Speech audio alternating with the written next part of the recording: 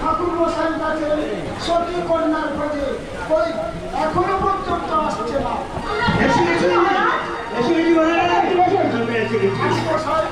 সতী কন্যার খোঁজ পেয়েছো?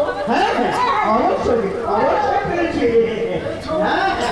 নিচনি নগরে সাগরে সৌগরে একটি মাত্র কন্যা নাম তার বেহুলা।